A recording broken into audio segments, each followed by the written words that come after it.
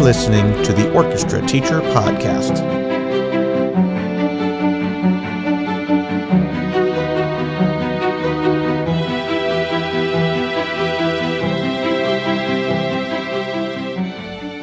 Hello, everyone. Welcome to the Orchestra Teacher Podcast. This is Dr. Charles Laux, and this is episode number 91. We have a wonderful guest, Kiana June Weber, and she is an American-Irish fiddler, an educator, an entrepreneur, and just an all-around amazing person. She's done some really cool things in her career, and I'm really excited to welcome Kiana to the podcast. Welcome to the Orchestra Teacher Podcast.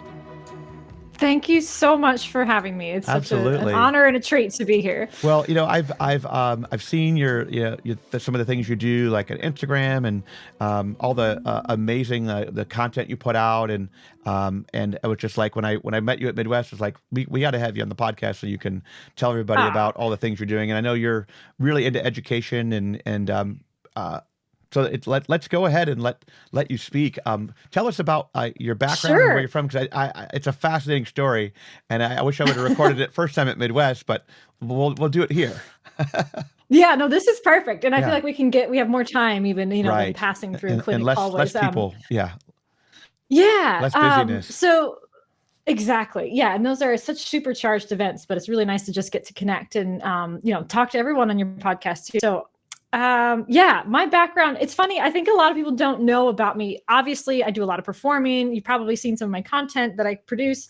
But my background really is rooted in education. Both of my parents are teachers. Nice. And my brother's a teacher. I don't know why I forget to include him, but it's like a family profession. Right. All of us do it. And it was really the main topic at dinner growing up every night was like pedagogical theories and practices. And a big part of what both of my parents do in their classrooms is reignite creativity and out of the box thinking for students. Mm-hmm. So that was just a big part of everything that we do. And they actually run a summer camp together, two of them. Is it an orchestra camp, music camp? It's not. It's an outdoor kind of creativity camp. Kids are in nature with their hands in the dirt, going on hikes, drawing birds. So there's nice. It's really mixed modal. It's hard to explain until you're there, but every kid that comes is like, this is the new thing I want to do all summer. Cool. And it's brilliant. And we do lots awesome. of like arts and crafts and creative play. When I'm there, we do lots of music stuff, but it kind of depends on the skills of the people that are around. And my parents are particularly gifted in like creative arts and ecology, and my dad's a history teacher. So there's like a weird blend of all of these things. Yeah. Anyways, hard to describe, but you just have to check it out sometimes. But anyways, all to say, that's sort of the background of my life growing up, ages 0 to going to college that was my life. Mm-hmm. And I think that kind of formed the way I see the world, in that there weren't really boundaries between subjects. There weren't boundaries between this is art, this is science, this is, this is your music lesson. They were kind of all a very blended thing. And that certainly spilled over into how I viewed different kinds of music that I was playing. So I was given classical music. I studied Suzuki, did all of the stuff. But I also had a violin teacher that would throw me fiddle tunes. And I didn't really know the difference. I didn't know that there was a barrier there that, I need to be aware of. And I think that actually really served me well. So it wasn't really until going to college when I ended up getting into it with some professors that were like, no, this is not what we do. We're not going to play those styles here. You can't be doing that. Please don't be gigging on the weekend. You're ruining this technique. Wow. Yeah. It was a whole thing, but it's a little, closed-minded almost, but I guess everybody has their focus, and they're like, you need to be doing this. You need to be, doing this repertoire or whatever it might be. So I guess I get that. Yeah. But you were a rebel. A rebel, a renegade. Yeah, I often joke about that online. And I think that, anyways, all to say, that's just not having those boundaries has really informed who I am as a performer, but also as an educator. Great. So anyways, fast forward, went to college, did all the stuff, ended up leaving school and getting a gig fiddling. So I was part of the cast of Barrage, which it's a probably pretty some good of you have gig. seen. Yeah, everybody. A lot of people know Barrage. Barrage is very well known. Amazing. And you were what? Yeah. Just I was 19. 19. And you just like, Yeah, I'm I was leaving school. 19. I'm going to play with Barrage all over the world, right?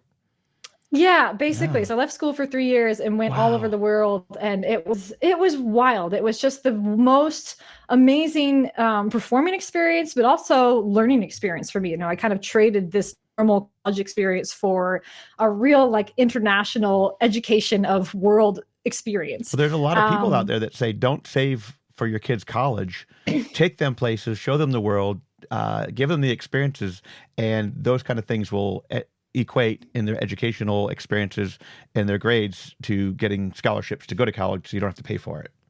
I don't know if you feel wow. that. Yeah. I I've mean, heard that before. I would second that. Yeah. Yeah. I I mean, you're really, a prime example, I guess.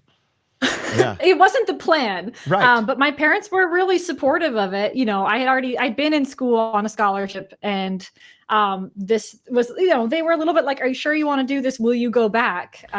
But Yes. Yeah. my dad had traveled a lot and was like, no, I think this is going to be good. You should do it. And yeah, I mean, right away within the first year, I was like basically instantly given, you know, 6 hours of music to learn, coaching with a dance instructor, which is a big part of Barrage. If anyone's Right. seen it, there's still some videos out there, but like, you know, I had to work choreographer every day, and then Wow. kind of dropped in all these amazing places. We spent a month in China on my first tour.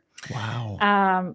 I turned 21. I remember I'd been with Barrage for 2 years, and I had my 21st birthday in Amsterdam, which was wild, you know, I mean, just it's like a amazing. totally Yeah. different experience. Yeah, it was really cool. And I think that's kind of what has informed my whole career afterwards. Again, another experience that was like so beyond the boundaries of like normal, this is classical, this is not, or this is not. I was like living in the real world, interacting with cultures all over the place, interacting with students, which is another cool part of Barrage, because we got to do clinics at schools all over the world. Wow. Which was amazing. Yeah. Yeah, it was. Well, that was just I mean, I super. remember at my former school at Alpharetta High School, there was a drumhead, I think, with Barrage, and everybody signed it. Your signature may have been on it. I don't know. And I wasn't there. I wasn't there at the time when you guys went there, but I remember seeing that, and it's probably still in the classroom. It's a big deal. Yeah. Yeah. Oh, it was a really cool thing, a really big part of that gig. You know, it was a lot of performing, a lot of these like international tours, but also getting to interact with music students all over the world. And that was super special. You know, music, again, just proved to be this like really universal language, and getting to show people how to use like slightly different techniques and fiddle styles and move around. And, you know, the eclectic nature of the music in that group, I think really spoke for itself, and was really influenced by all the places that we went. Just but a that was dynamic just like group, though. I mean, just a bunch of amazing players and a lot of energy, and so cool. Yeah, exactly. And I think, just so like formative for all of us that were in it at that time. And I'm sure you've probably talked to a few people that have been in that ensemble, but everyone's doing really interesting, unique things. A lot of people are in education, which is really exciting. It's just, I can't say enough amazing things about it, but that's kind of like where I really hope to go as a teacher and a clinician. I've just been so informed by that experience, and not only as a person who was in it, but I actually was a student when the very first tour of Barrage came. I got to experience some people coming to my high school. So that really informed my decision to keep pursuing it. And then, a few years later, to actually get to be in that ensemble was just a magical experience. Dream come true. Yeah, for sure. It really, really was. Yeah. Let's see, I'm trying to think where to go next with this. So I basically did that. I did go back to school. So my parents are happy about that. Did go back, got the performance degree. I finished my education degrees. And then I ended up, pursuing a career performing for a while as well. I was another gig with a rock band, Celtic rock band called Gaelic Storm, which I toured with for 5 years. Definitely. That's awesome. They're another super cool band to be a part of.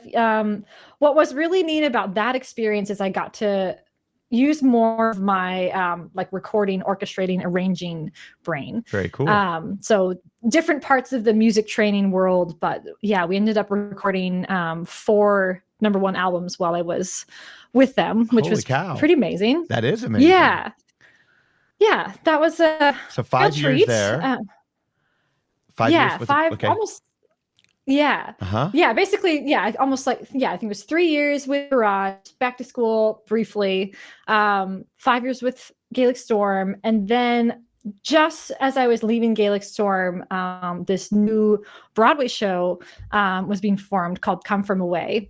Okay. And the person who actually orchestrated, like arranged and orchestrated that, was really inspired by the music of Gaelic Storm, and reached out to me being like, hey, I'm using some of these fiddle riffs and some stuff I'm writing for this show.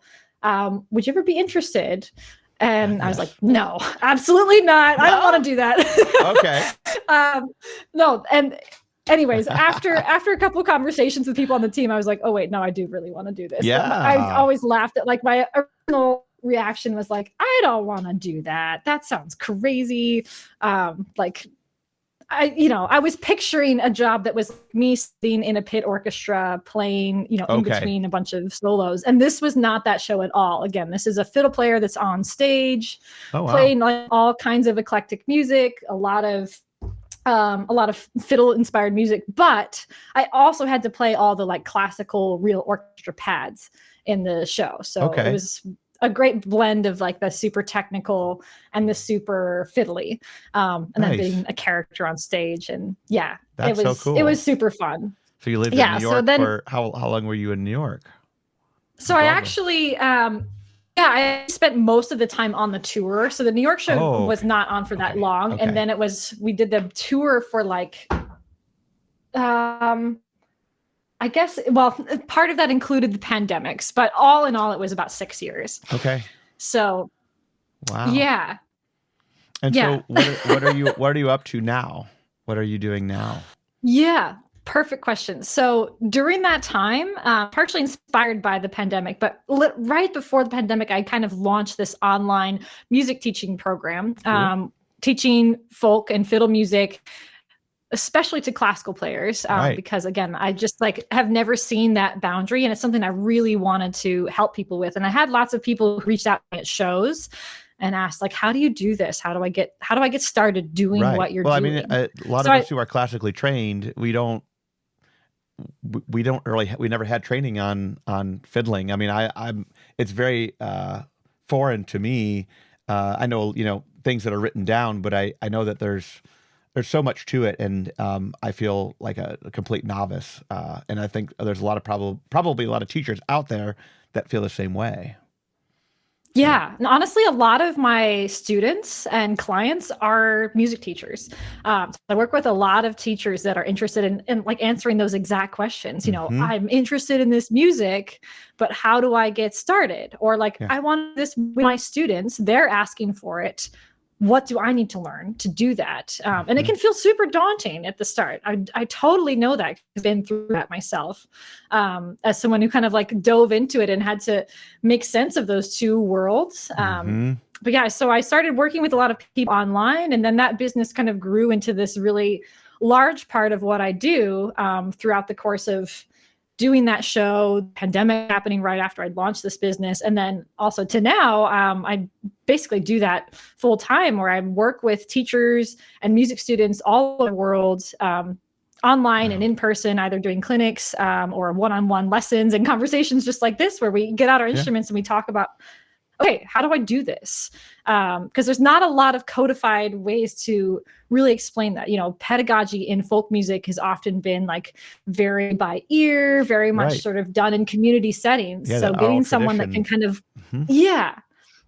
So my hope is to really coach people through that process in a way that feels really supportive and safe, and then uses words that like, for example, I use cole as the basis for how I teach chopping. Yeah, it's a chop is essentially just like a weird little version of a cole stroke. Yeah. And once you get that in your brain, everyone can do it.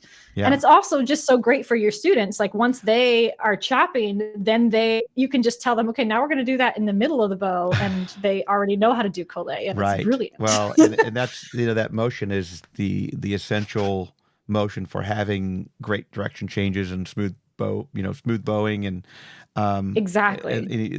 it's a hard thing to teach, but maybe something like a chop or fiddle music can really make it simpler to teach and simpler for kids to understand, how to implement it into their playing for everything. Because I know when I went to college, I had terrible bow hold, terrible finger.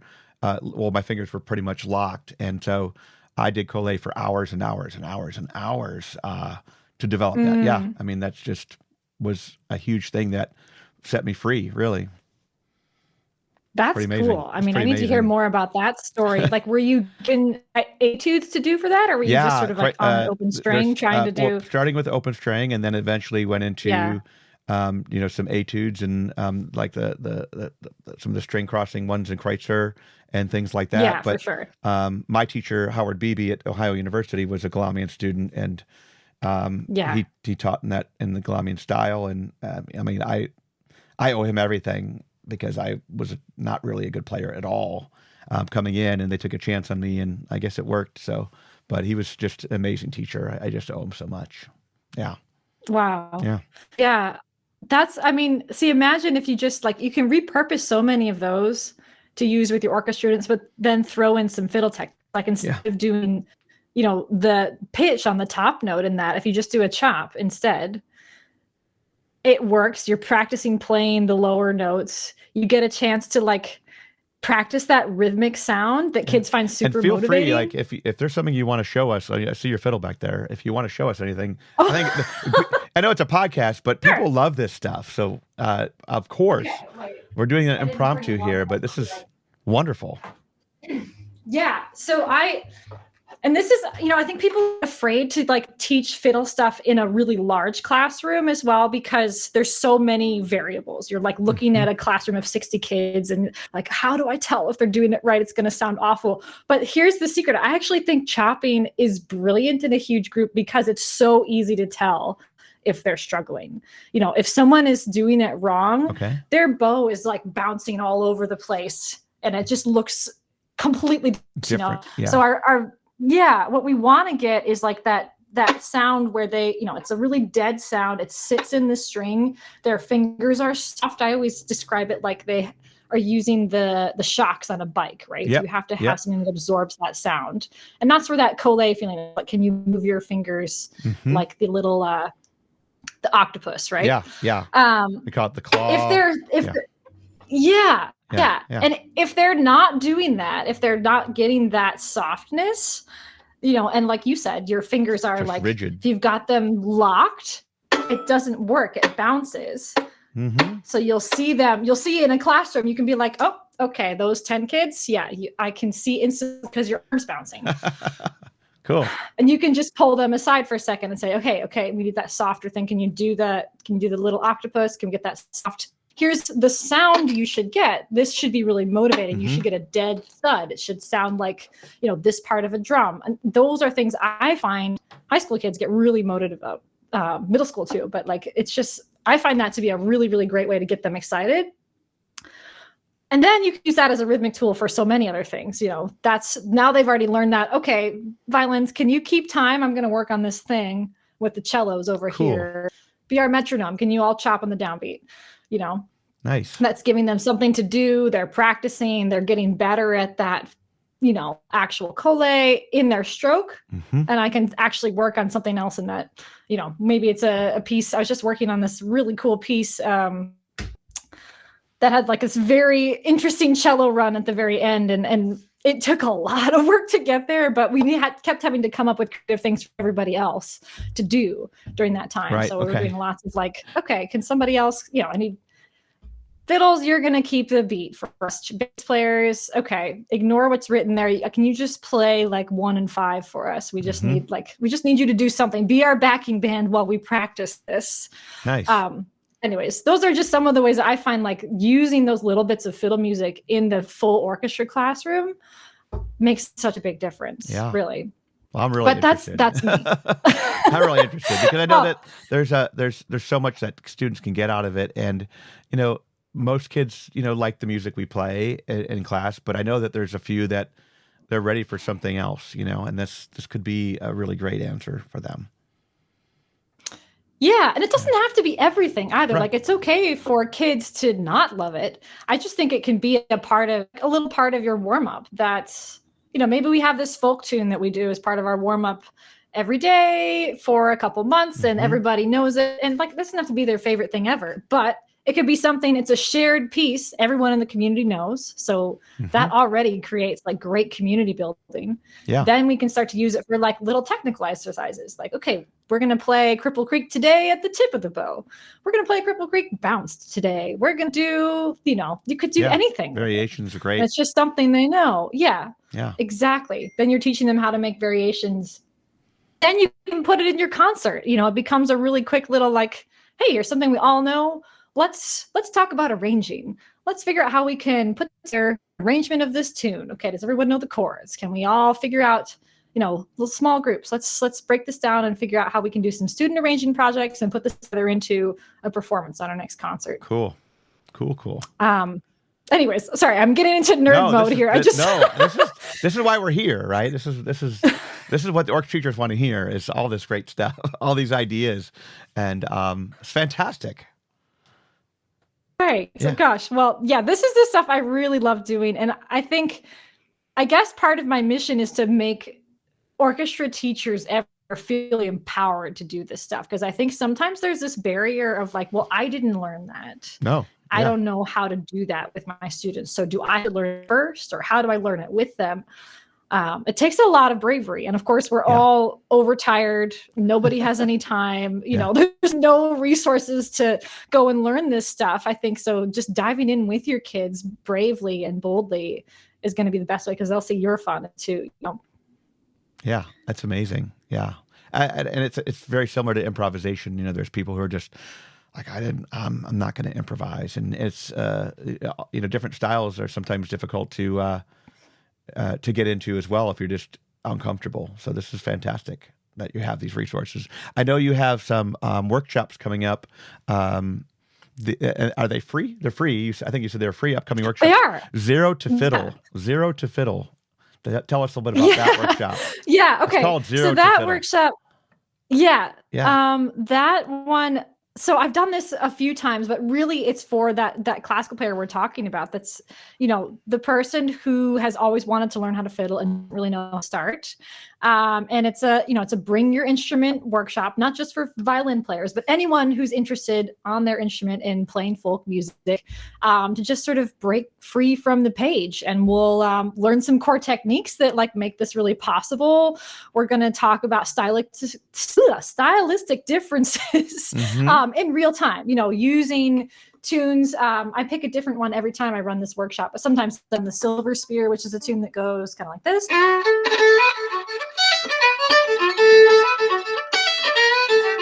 So we'll learn that. I'll give people the sheet music, so It's not going to be scary. Yeah. But it's just learning like, how do I play that in a way that's fun, that feels stylistically appropriate, that kind of just like rips the Band-Aid off and gets me into that world in a really lovely way. Cool. And some of that involves like where you're putting the accent. In the classical music, we usually do 1 and 3.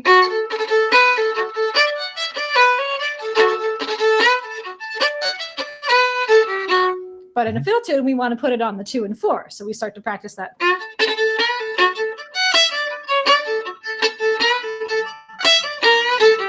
Really simple things like that. And it's very simple, but holy cow, what a difference, right? I mean, it's super big difference. Yeah. And yeah. It just takes like a little bit of a coach to say, hey, try this thing. You're already technically capable of doing this. You just have to think about it differently. So we're going to use those skills and put them in a different spot. Awesome. And I every time I've done this workshop, everyone walks away after 60 minutes being able to like play it that they love. They're bouncing off the walls. They're like, oh my God, I can do it. Cool.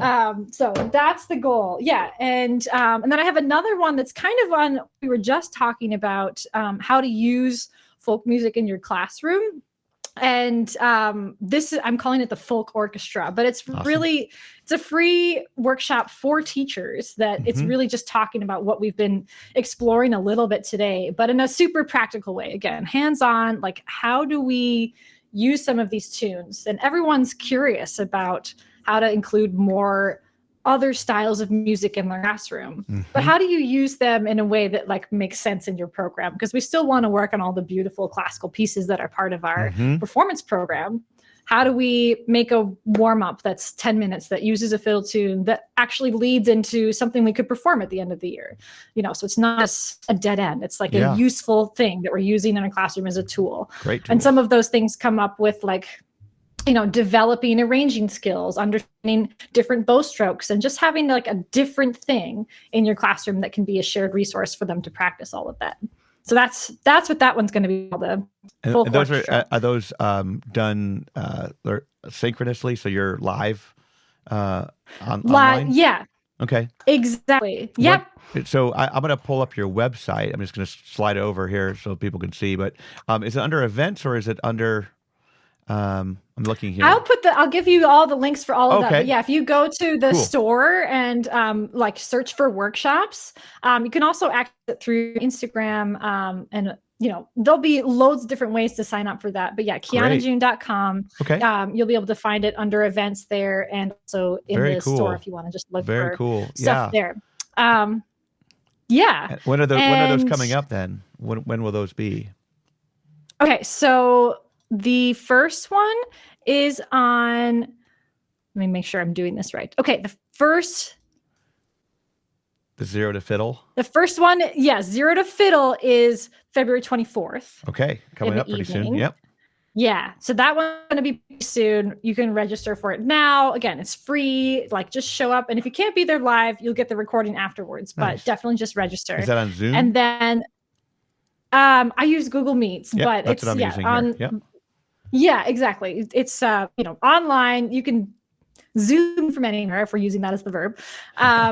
And then the following week on a Tuesday, March 4th, is Fiddle in the Classroom, or the folk orchestra. Folk orchestra.